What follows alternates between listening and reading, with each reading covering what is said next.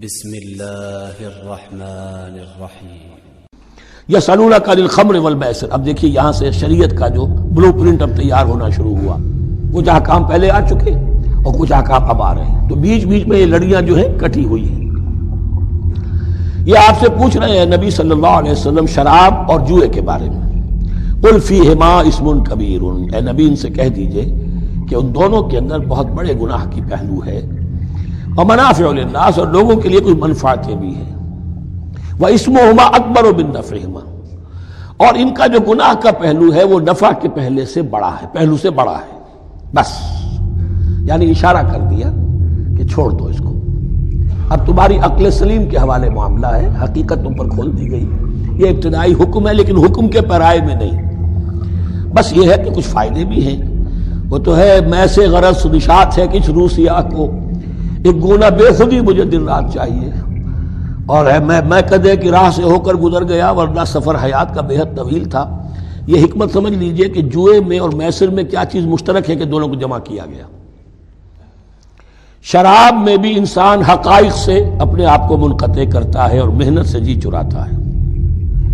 He doesn't want to see the facts، مواجہہ کرنے کو تیار نہیں، فیس کرنے کو تیار نہیں ہے bitter facts of life کو، تو میں ایک گونا بے خودی مجھے دن رات چاہیے۔ اور جوا بھی محنت کی نفی ہے، چانس، داؤ لگاؤ۔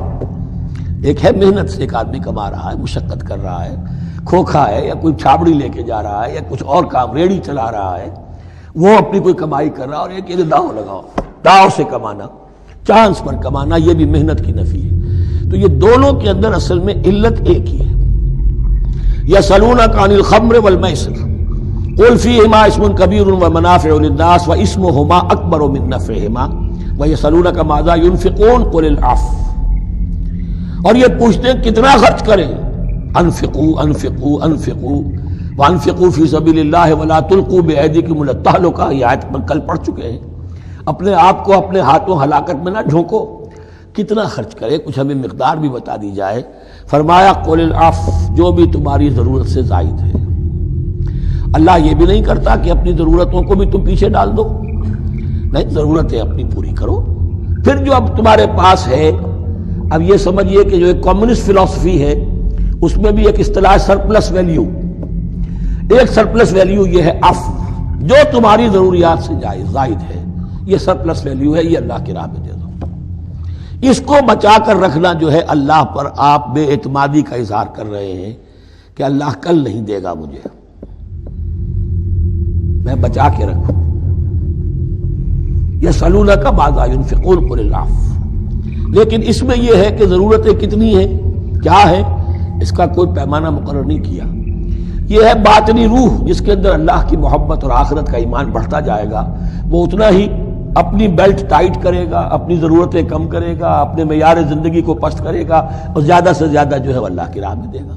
لیکن اصول یہ ہے کہ ہر شخص یہ دیکھے کہ جو میری ضرورت سے زائد ہے اسے میں ریٹین نہ کروں، اسے میں دے دوں۔ اس انفاق پر پورے 2 رکوع آگے آنے والے ہیں سورہ مبارکہ میں۔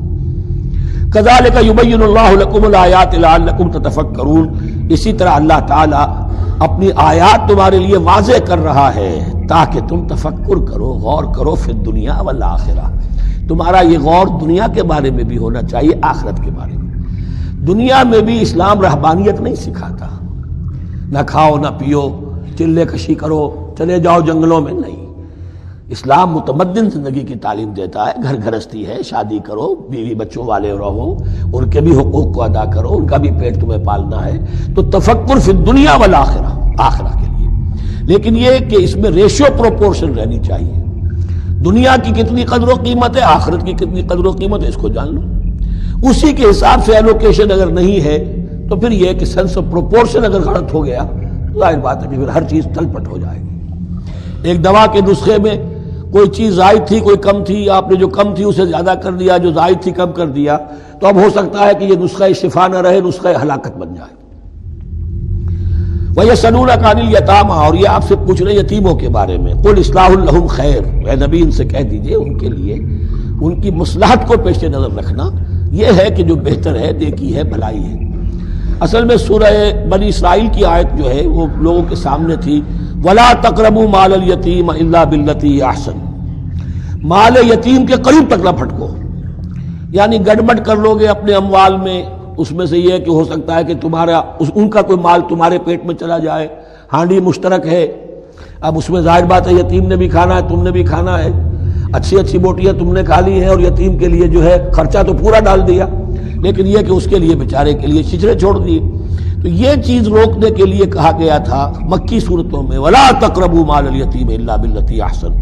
اب صحابہ کے لیے تو یہ چیزیں ایسی تھیں کہ اشارہ ذرا سا ہو گیا اور انہوں نے اس پر عمل کیا، انہوں نے ہڈیاں علیحدہ کر دی تاکہ ان کا خرچہ بالکل علیحدہ رہے۔ اب اس میں تکلیف ہو رہی تھی، ایک گھر کے اندر ہی ایک یتیم ہے، اس کا خرچہ اس کے مال میں سے نکالا جا رہا ہے۔ فرمایا کہ یہ مقصد نہیں تھا، مقصد یہ تھا کہ تم ان کے مال ہڑپ نہ کر جاؤ۔ قل اصلاح لہم خیر، قل اصلاح لہم خیر، ان کے لیے اصلاح کرنا بھلائی کا ہے۔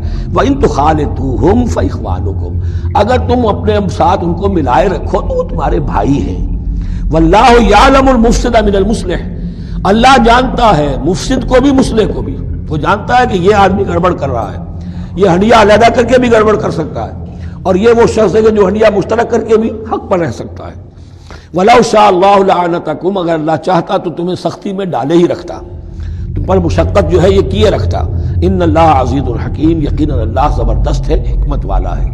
ایک طرف وہ سختی بھی کرتا ہے، زبردست ہے، لیکن وہ اس کے ہر حکم کے اندر حکمت بھی ہے، اور جہاں حکمت نرمی کی متقاضی ہوتی ہے وہاں وہ رعایت بھی دیتا ہے۔ صدق اللہ العظیم۔